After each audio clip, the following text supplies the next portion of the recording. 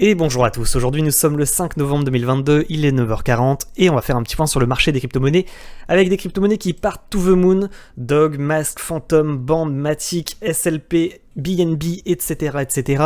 Un Bitcoin qui casse sa trendline long terme, qui arrive en haut de canal daily et un dollar index qui se fait sévèrement rejeter en haut de canal long terme une fois de plus. On va faire bien entendu un point sur la situation. N'oubliez pas bien entendu de liker, de mettre un petit abonnement également, activer la cloche pour recevoir les notifications des prochaines vidéos.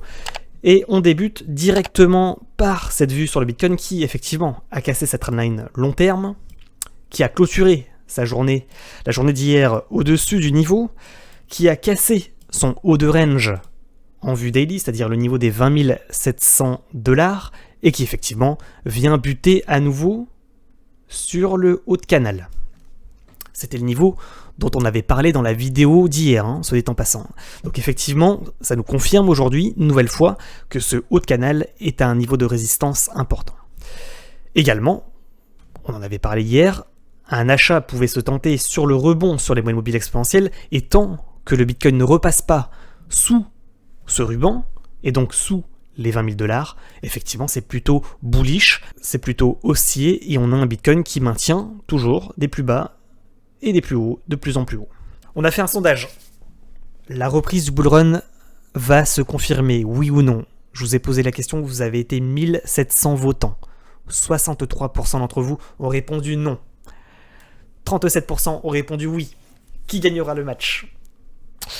Je vous laisse faire vos propres conclusions. En tous les cas, les retardataires doivent s'en mordre les doigts. Maintenant, où en est-on? Quels sont les scénarios? Premièrement, vous l'avez compris, l'élément le plus important à surveiller pour ce week-end, c'est le haut de canal. Ça, c'est le premier élément. Deuxième élément, il vous suffit de tracer également au niveau des news. La semaine prochaine, pas de grosses annonces. Cependant, il faut rester prudent par rapport aux élections aux États-Unis de mi-mandat qui auront lieu le 8 novembre. Ça pourrait effectivement faire changer, basculer la donne assez rapidement. Donc c'est un élément qu'il faudra également surveiller. Le 8, ça sera mardi, pour information, donc effectivement, soyez quand même prudents à partir du 8. Néanmoins, actuellement, on a des signaux plutôt positifs sur les crypto-monnaies, il faut le dire. Une cassure de trendline long terme, un passage au-dessus du ruban qui se confirme, un indicateur qui nous dit de longue, alors que ça fait un an qu'il nous a pas dit de longue, ça commence quand même, il faut le dire, à sentir plutôt bon.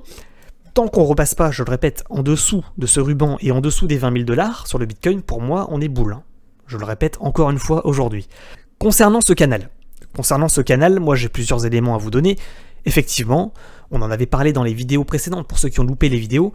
Quand on reprend le bull run, il se passe la chose suivante. On a un Bitcoin qui, tac, on casse, on est bull, on s'arrête à un niveau, on reconsolide, soit dans un drapeau légèrement ascendant comme ça pour repump, soit dans des drapeaux effectivement descendants pour repump, soit dans des ranges de consolidation également pour repump. Mais ce qu'il faut retenir surtout, c'est qu'on ne va pas, voyez, revenir dans le canal et monter comme ça crescendo. En général, c'est plutôt des pumps, consolidation dans des drapeaux ou des ranges de consolidation pour repump et réamorcer en fait des tendances, une tendance extrêmement bull dans des boîtes, comme ça, tac, de pump, consolidation, pump, consolidation, etc., etc. Et quand le Bitcoin fait des mouvements comme ça, c'est extrêmement bullish. Et il n'y a pas de réelle reprise de baisse. Vous voyez, on n'a pas un Bitcoin qui laisse rentrer les retardataires. Il faut le dire. En général, on break les résistances, on consolide, on break la résistance, on consolide, etc., etc., etc. Ça, c'est un scénario bull. Actuellement, on ne l'a pas réellement. Tant qu'on n'a pas cassé effectivement ce haut de canal par le haut, on en avait parlé dans la vidéo d'hier, il faut rester prudent. Également, je vais vous parler de ce pattern dont on avait parlé effectivement sur YouTube et dont personne ne parle.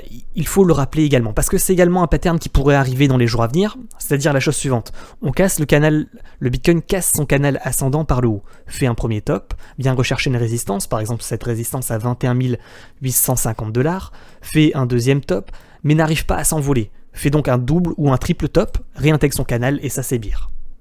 Ça, c'est le scénario de faux pump. On n'arrive pas à s'envoler, on n'arrive pas à faire des rallyes pour consolider et repartir, comme on vient d'expliquer juste avant, et finalement on fait un premier top, deuxième top, triple top, et en fait on se sert de cette résistance comme support pour mieux réintégrer. Ça, c'est un scénario qui pourrait arriver dans les jours à venir, et par conséquent, c'est à vous de tracer votre haut de canal chez vous. D'accord ? Également un élément important à surveiller, on a fait un point bas, un point haut, un point bas, on est en train de chercher un point haut.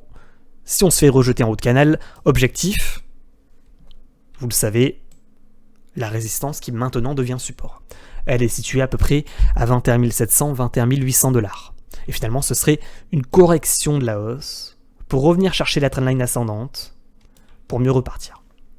Attention quand même, si on fait ce mouvement, ça voudrait dire quoi ? Ça voudrait dire qu'on a un Bitcoin qui forme comme ça une sorte de biseau ascendant. Et un biseau ascendant, vous le savez, c'est une figure chartiste de retournement baissier. Par conséquent, tant qu'on ne repasse pas à court terme sous les 21 700, 21 800, il n'y a pas de gros signal de vente. Si on repasse sous la même 100, qu'on casse ce biseau par le bas, c'est-à-dire à peu près les 20 600 $, hein, c'est un peu compliqué de vous donner le niveau précis, mais si on réintègre cette trendline descendante par le bas, effectivement ce serait un scénario bearish. Donc attention à ce scénario de formation d'un biseau ascendant en vue journée sur le Bitcoin.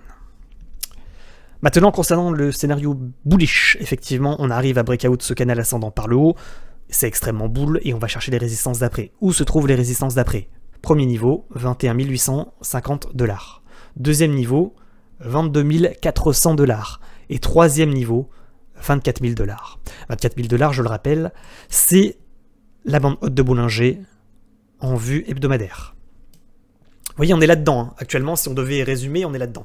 On a un Bitcoin qui casse la même 20 et qui va essayer de chercher la bande haute de Bollinger qui serait l'objectif de cours. Et finalement, il y a toujours ces trois niveaux. Hein. Bande basse de Bollinger, 18 000 $.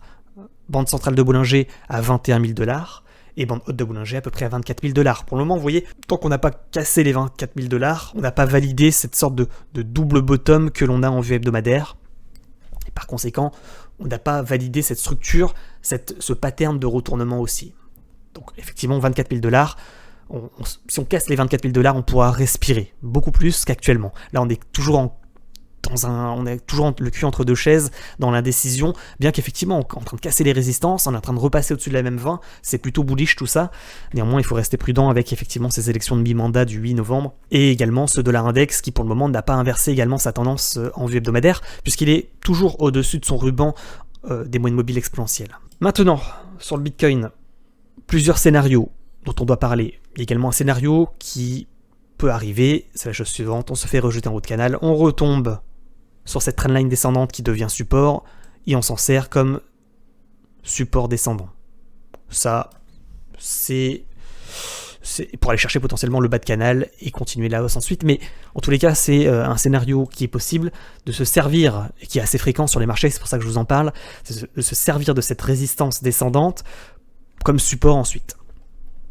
Autre scénario, on arrive à casser effectivement cette résistance du haut de canal qui devient support pour mieux consolider, mieux repartir.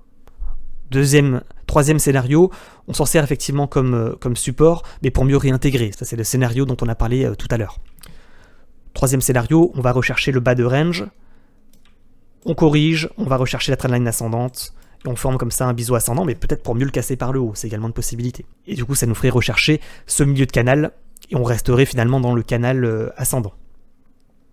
Quatrième ou cinquième scénario, celui-ci est bearish, on réintègre la trendline, on vient rechercher la ligne de coup d'un double top, et on invalide la reprise de hausse. Ça, c'est le scénario bearish dont il faut quand même parler, même si effectivement, pour le moment, on est plutôt bull. Donc, on résume, un passage sous le ruban et sous les 20 000 $ serait un signal bearish de reprise de baisse. A contrario, une cassure du haut de canal et donc du niveau à peu près situé à 21 300 $ serait un scénario bull de cassure d'un canal par le haut pour effectivement casser les résistances et aller chercher les objectifs de cours suivants. Maintenant, on est dans un mouchoir de poche, actuellement on est là-dedans, hein, entre un support ascendant, un support descendant et en fait une résistance ascendante. Et c'est avec ça qu'on va s'amuser à mon avis, c'est avec ça qu'on va commencer à jouer sur le Bitcoin. Voilà, j'espère avoir été clair. On va pouvoir passer maintenant au marché financier traditionnel qui, je vous le rappelle, emporte le Bitcoin avec lui à la hausse comme à la baisse. Où est-ce qu'on en est ? Sur le dollar, effectivement, pour le moment, il y a rejet. Il y a rejet en haut de canal long terme. Et je vous rappelle que si le dollar se fait rejeter, c'est positif pour le Bitcoin et pour les cryptos. Néanmoins, en vue hebdomadaire, pas de retournement. On est toujours au-dessus du ruban, même s'il y a rejet pour le moment aux 115 points, on n'a pas inversé la tendance sur le dollar index. Quand on regarde en vue journée, on est en train d'essayer d'inverser la tendance, de repasser sous le ruban. La dernière fois qu'on a fait ça, hop, on s'est fait sauver. Là, pour le moment, vous voyez, on a pris la fin de semaine était incroyable. On a un dollar qui a perdu 2% en une journée. Pourquoi je parle des 109 points? Parce que là, on a un point haut. Là, on a une résistance. On a un point bas ici. Vous voyez? Et on a une trendline ascendante.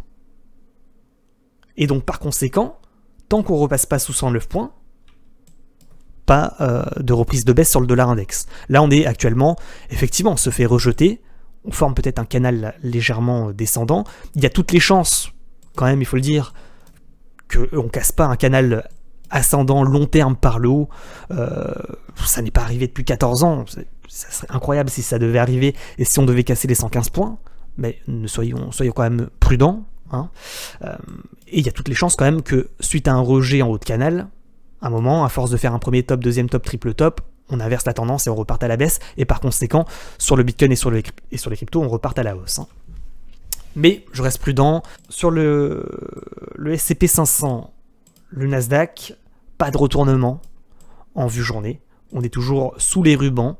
On essaie de Maintenant, on casse pas non plus les supports. Hein. Il faut le dire. On a des cours qui se maintiennent, qui n'arrivent pas à casser les plus bas. Par conséquent, bon, c'est pas encore tout à fait joué. Voilà, c'est pas joué du tout, même. On est sous les rubans, on n'a pas réinversé la tendance à la hausse. Alors que sur le Bitcoin, on l'a inversé. Alors, est-ce que c'est un signe prémonitoire pour ces marchés financiers traditionnels? Bon, on verra, le temps nous le dira. Sur Capstable, la capitalisation des stablecoins, je vous le rappelle, tant qu'on ne repasse pas sous les 11%, pas de reprise de bull run. Hein, il faut le dire. Même si effectivement pour le moment ça commence à sentir bon, on est en train de combler comme ça le gap, on est en train de venir chercher la ligne de coup d'une sorte de double top pour peut-être inverser la tendance et repartir à la baisse sur Capstable, sur la capitalisation des stablecoins, et par conséquent ça serait un signal extrêmement bull pour le Bitcoin et pour les cryptos. Pour le moment effectivement on est en train d'aller chercher la trendline suivante et la ligne de coup d'un double top. C'est le niveau potentiellement de rebond. Attention, le niveau des 11%. Donc c'est pas encore tout à fait joué, c'est pas encore tout à fait fait, mais on n'est pas loin quand même de le faire, hein, il faut le dire. Maintenant sur les crypto-monnaies. Pour ceux qui ont loupé les trains, quelles sont les crypto-monnaies qui n'ont pas encore confirmé, pour lesquelles c'est pas encore trop tard? On a le BSW. BSW qui casse son ruban, qui vient chercher des résistances, qui n'est pas encore tout à fait passé au-dessus de son ruban là. Tant qu'il ne repasse pas sous les 0.27, c'est plutôt encourageant. Le VeChain, il a cassé sa résistance, il latéralise. On a plein de cryptos comme ça aujourd'hui qui ont cassé leur résistance suite au mouvement bull sur le Bitcoin, et qui maintenant se retrouvent dans une configuration où il faut acheter en haut. C'est un peu ça. Hein. Et il faut prendre ce risque avec un stop loss serré. Ça, c'est également une possibilité. C'est un peu comme sur le Bitcoin. Hein. C'est également possible de le prendre à 21 300 en haut de canal pour tenter le breakout du haut de canal avec un stop loss serré sous effectivement la clôture journalière située à peu près à 21 100 $. Pas un conseil en investissement. IOST. On est sur le niveau, vous voyez? Rallye, on arrive sur le ruban, on est également le cul entre deux chaises, on est en train de tenter d'inverser la tendance, et là il faut réussir à l'acheter en haut avec un stop loss serré. Donc le niveau est situé, on le voit ici sur la clôture journalière, à 0,0118. Le OMG, lui il a déjà confirmé la cassure de son ruban. Le WAN, c'est pareil, il a déjà confirmé. Le Auto, il n'a pas encore confirmé que son niveau des 254. Le BNX, il n'a pas encore tout à fait confirmé, on le voit ici, avec la bande haute de Bollinger, les clôtures, tac tac tac, le niveau des 151 $. Le BIT, pas encore tout à fait fait. Le QI, il est en train de transpercer le ruban. Le TRU, on en a parlé dans la dernière vidéo YouTube, il est en train de confirmer, il revient, il fait une sorte de pullback, cassure pullback du ruban, avec le niveau des 0,053. Le EOS, même constat. Le Alpaca, il est en train d'essayer de confirmer, mais pour le moment il se fait rejeter. Le DAR, il a déjà confirmé. Le XRP, il a confirmé, il latéralise. Le Fun, pas tout à fait ça. Le Dash, il a déjà confirmé. Le ZRX, il a déjà confirmé également. Le Mitril, cassure du ruban, pullback. On vient rechercher les niveaux. Tant qu'il ne repasse pas sous 0,0205, c'est plutôt encourageant. Le mot vert, on en a parlé. La cassure des 11.3 tant qu'il reste au-dessus de cette résistance qui est devenue support, c'est plutôt encourageant également. Mais je vous le rappelle, hein, toutes ces crypto-monnaies repartiront à la baisse si le Bitcoin se fait rejeter en haut de canal pour retomber en milieu de canal, hein, à 20 500 $. Le Cortex, il a également confirmé la cassure des 0.11, on en a parlé. Le Farm, c'est pareil. Le Vrai, il a déjà confirmé. Le Ray également. Le Troy, on en avait parlé. Il a également confirmé la cassure de sa résistance. Bien joué à ceux qui l'ont pris. Le FIDA, il est en train de casser son niveau avec le niveau des 0,415. Le AMP, il s'est fait sévèrement rejeter en haut de range à 0,0053. Pour le moment, c'est pas encore fait. Le NIR Protocol, j'en ai acheté un petit peu. On le voit, hein, c'est un peu comme sur le VeChain, etc. On a un cours qui était bullish, pouf, qui clôture sur le niveau, un peu le cul entre deux chaises. Le NIR, j'ai envie de dire, tant qu'on repasse pas sous les 3.19, c'est plutôt encourageant. Le SFP, bon après, le SFP, le Mask, le Dog, le Phantom, le Band, le Matic, le SLP, ils sont partis to the moon, c'est trop compliqué de les prendre maintenant. Bien joué à ceux qui les avaient pris, le BNB c'est pareil, le LRC Loopring c'est pareil. On a des cassures en fait de ruban, et hop, ils partent, ils s'envolent, hein, to the moon, hein, directement. Un aller simple pour la lune. Le EGLD, il galère. Le EGLD, c'est un vrai calvaire, il faut le dire. On est dans une sorte de canal ascendant, il n'arrive pas à casser son canal par le haut. Il a du mal à confirmer EGLD. C'est le seul, hein. C'est dommage. Hein. Pour ceux qui ont pris du EGLD, c'est vraiment compliqué. Le TVK, cassure de ruban, on arrive, on pullback, cassure pullback, tant qu'on ne repasse pas sous les 0,038, c'est plutôt intéressant. Le flux, il n'a pas confirmé, il n'a rien confirmé du tout, il est toujours sous le ruban, c'est un peu compliqué sur le flux. Le VTHO, plutôt intéressant, cassure du ruban, pullback, c'est plutôt intéressant tant qu'on ne repasse pas sous le niveau des 0,00138. Le UMA, il a confirmé, on en avait parlé. Le ICX, avec le niveau des 0,243, c'est plutôt intéressant, il n'a pas encore tout à fait confirmé, je lui mets une petite pastille. Le CRV, le Curve, il a déjà confirmé. Le Bond, pas encore tout à fait confirmé. Le Bond, c'est plutôt intéressant, avec le niveau des 5.14 sur la cassure de ce niveau, ça pourrait être intéressant selon moi, pas avant. Après, cette crypto est plutôt intéressante. Le MBL, avec une sorte d'épaule, tête, épaule, on essaie de casser le niveau. On se prend une force vendeuse, dommage, à 0,00334, c'est à surveiller quand même, ça pourrait être une cassure pullback de trendline et une cassure pullback de ruban. Le Coco avec la résistance des 0.61 qui est à surveiller également, qui n'a pas encore confirmé. Le Litecoin qui part to the moon également, c'est incroyable. Ah là là, c'est incroyable, hein. Quand on voit des cryptos comme ça, on se dit... On a des cryptos qui partent to the moon, on a des cryptos qui inversent leur tendance, qui retournent leur tendance. Actuellement, certains doivent s'en mordre les doigts. Le Bitcoin à 10K paraît bien loin aujourd'hui, ce 5 novembre 2022. Le LF, avec la cassure effectivement du niveau des 0,1350, qui pour le moment, effectivement, tente un retournement haussier. Il est à surveiller également. Ça fait longtemps qu'on n'a pas parlé du Wave, avec le niveau des 3.55. À mon avis, c'est pareil, hein. Il n'a pas encore tout à fait confirmé, c'est pas trop tard ce Wave. Plutôt intéressant. Le CVC, il est déjà parti. Le COS, Contentos, c'est pareil, vous le voyez, il faut mettre un stop loss sous le niveau là à chaque fois. Le niveau des 0,00586. Le COS, qui est intéressant. Le Ray, il a déjà confirmé. Tout qui repart, hein, instantanément, c'est assez incroyable. Pas perdre de temps, hein. Créer un compte rapidement. Pour ceux qui n'ont pas encore de compte de trading crypto-monnaie, je vous rappelle que vous avez moins 15% pendant 2 mois sur vos frais de trading et jusqu'à 4000 $ de bonus sur Bybit. N'hésitez pas à vous inscrire, bien entendu, je vous mets le lien comme d'habitude. Soit dit en passant, n'oubliez pas de nous rejoindre sur Twitch. On fait de l'analyse technique et du trading en direct. Restez prudents à partir, je vous rappelle, hein, le 8 novembre, on aura une annonce importante sur le marché américain avec effectivement les élections de mi-mandat. Donc soyez prudents, pareil, on n'a pas cassé les 109 points sur le dollar index, donc par conséquent, pour le moment, c'est pas encore tout à fait joué. Pareil, on n'a pas cassé les 11% sur la capitalisation des stablecoins, donc restez pour le moment également prudents.